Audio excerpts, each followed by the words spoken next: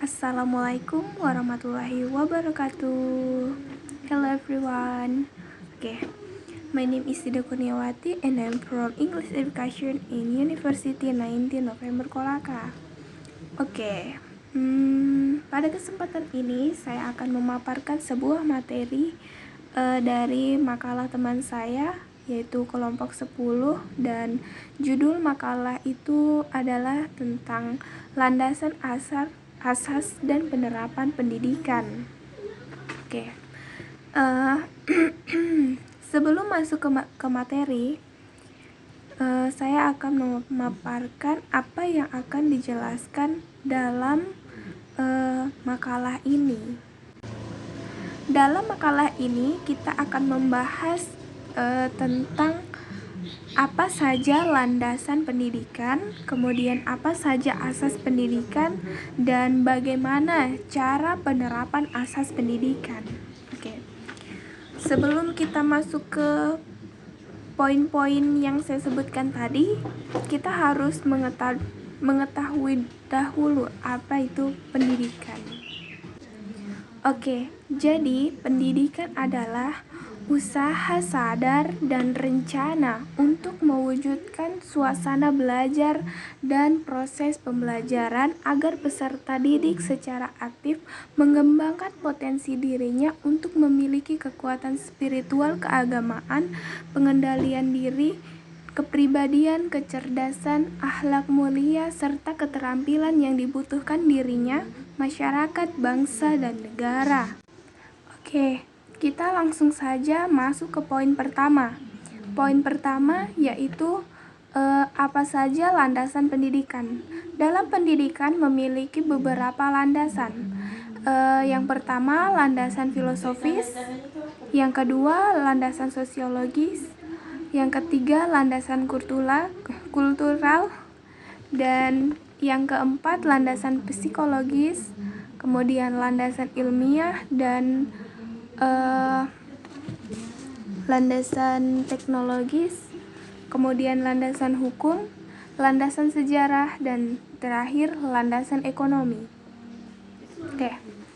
Langsung saja kita masuk ke landasan pertama, yaitu landasan filosofis. Assalamualaikum warahmatullahi wabarakatuh. Hello everyone. My name is Sida Kurniawati and I'm from English Education in University 19 November Kolaka. Pada kesempatan ini saya akan memaparkan sebuah materi dari makalah teman saya, yaitu kelompok 10, dan judul makalah itu adalah tentang landasan asas dan penerapan pendidikan. Sebelum masuk ke materi, saya akan memaparkan apa yang akan dijelaskan dalam makalah ini. Dalam makalah ini kita akan membahas tentang apa saja landasan pendidikan, kemudian apa saja asas pendidikan, dan bagaimana cara penerapan asas pendidikan.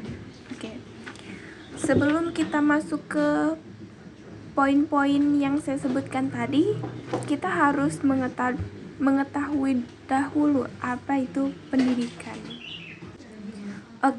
Jadi pendidikan adalah usaha sadar dan rencana untuk mewujudkan suasana belajar dan proses pembelajaran agar peserta didik secara aktif mengembangkan potensi dirinya untuk memiliki kekuatan spiritual keagamaan, pengendalian diri, kepribadian, kecerdasan, akhlak mulia, serta keterampilan yang dibutuhkan dirinya, masyarakat, bangsa, dan negara. Kita langsung saja masuk ke poin pertama. Poin pertama yaitu apa saja landasan pendidikan. Dalam pendidikan memiliki beberapa landasan. Yang pertama, landasan filosofis. Yang kedua, landasan sosiologis. Yang ketiga, landasan kultural. Dan yang keempat, landasan psikologis. Kemudian landasan ilmiah dan eh, landasan teknologis, kemudian landasan hukum, landasan sejarah, dan terakhir landasan ekonomi. Oke, langsung saja kita masuk ke landasan pertama, yaitu landasan filosofis. Pengertian landasan filosofis.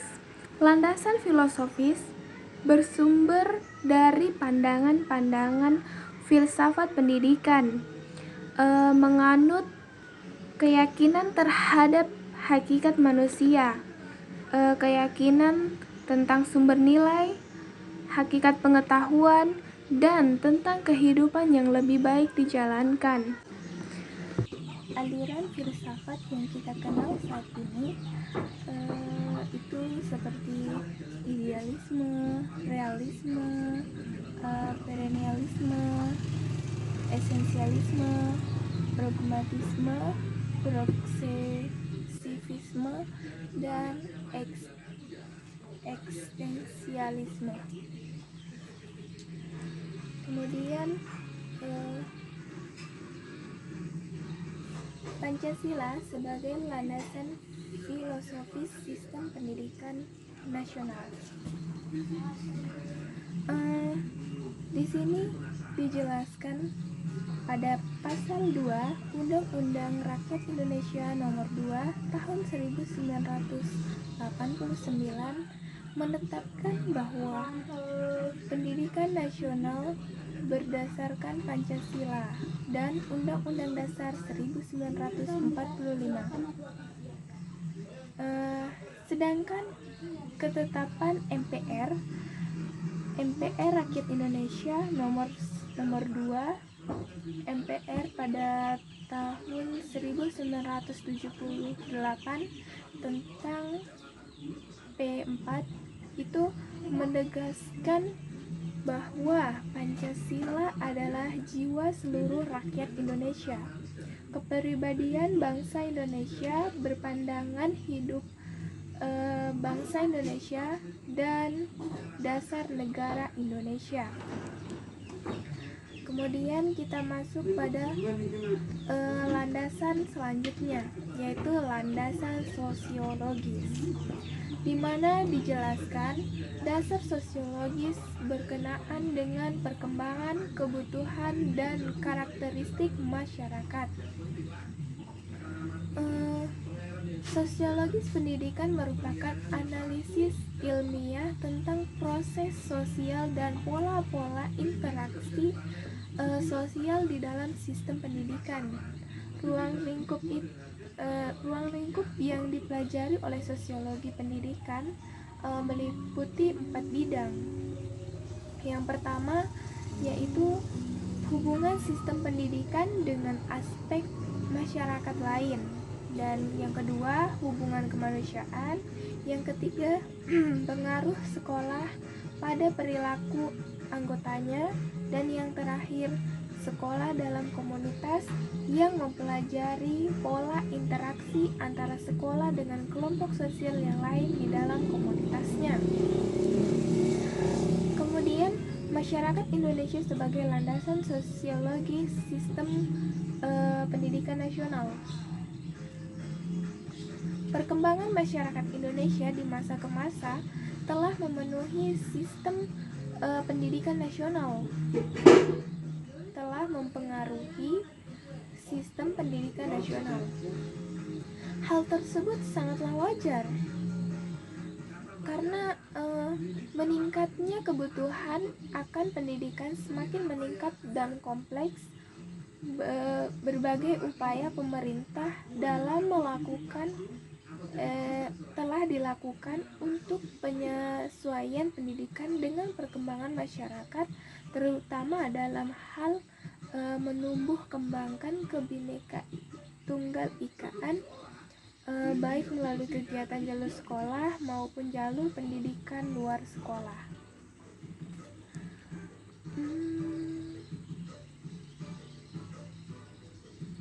Dan landasan yang ketiga yaitu landasan kultural, di mana Kebudayaan pendidikan mempunyai hubungan timbal balik, sebab kebudayaan dapat dilestarikan atau dikembangkan dengan jalur mewariskan kebudayaan dari generasi ke generasi, penerus dengan jalan pendidikan baik secara formal maupun informal.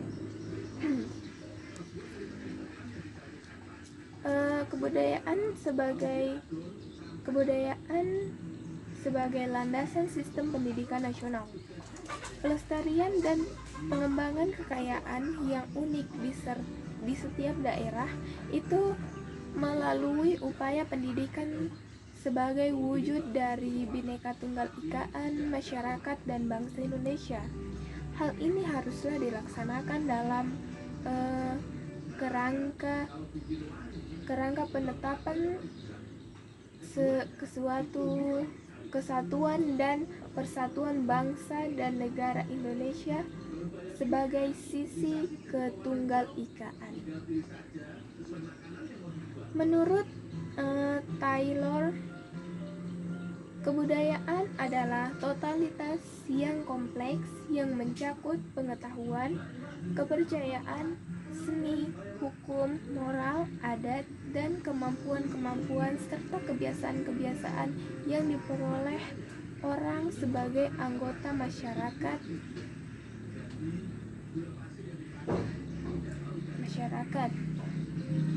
yang mencakup kebiasaan, adat, dan tradisi dan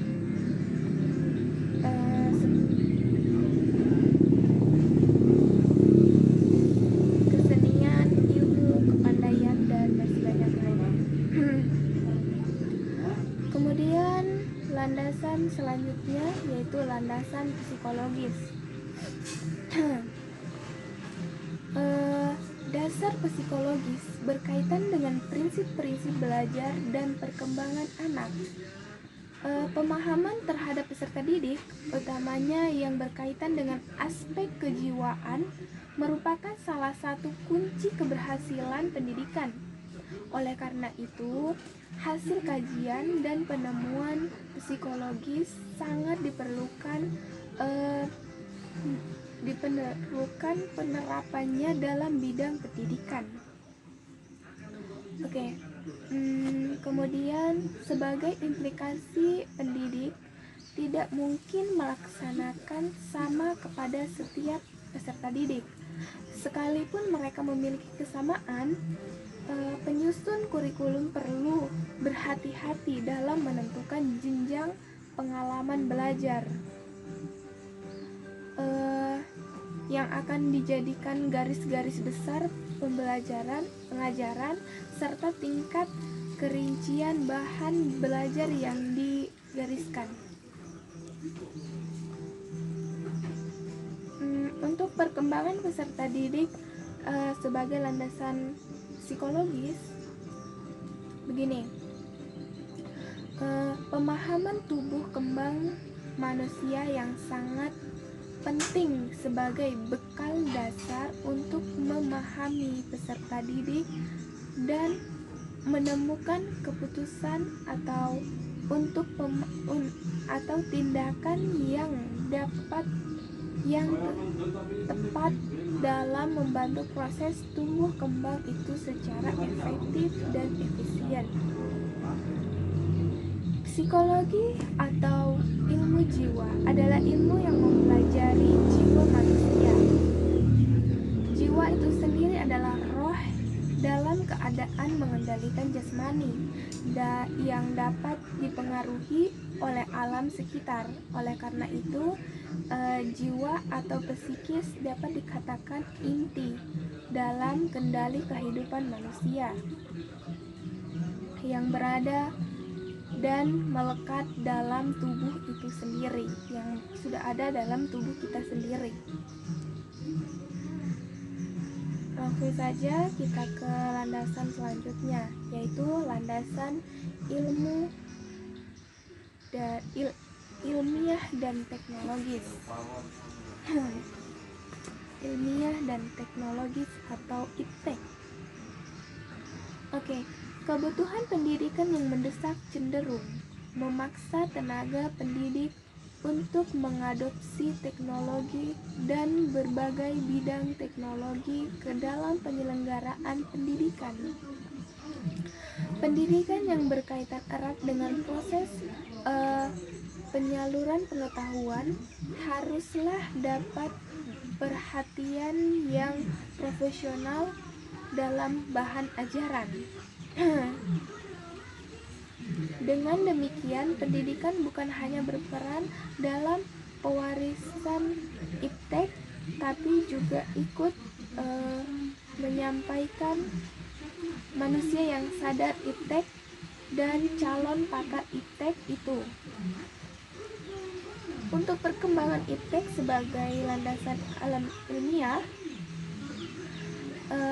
kata landasan dalam hukum berarti melandasi atau mendasari atau titik tolak. Sementara itu kata hukum dapat dipandang sebagai aturan baku yang patut ditaati.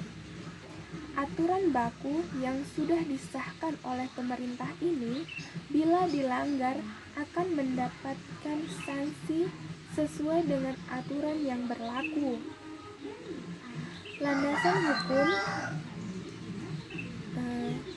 Landasan hukum dapat diartikan peraturan baku sebagai tempat terpijak atau titik tolak dalam melaksanakan kegiatan-kegiatan tertentu. Kemudian kita masuk ke landasan sejarah.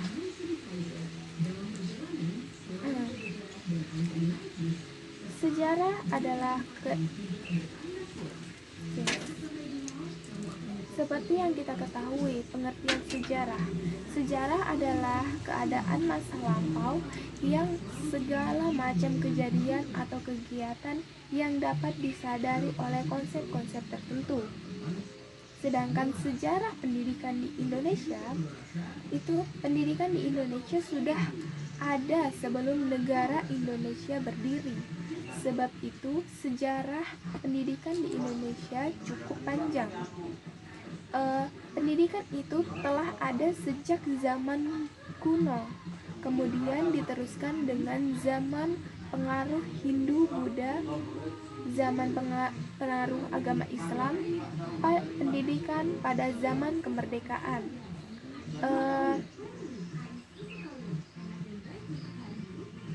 Pada waktu bangsa Indonesia berjuang merintis kemerdekaan, ada 3 tokoh pendidikan sekaligus pejuang kemerdekaan yang berjuang melalui pendidikan.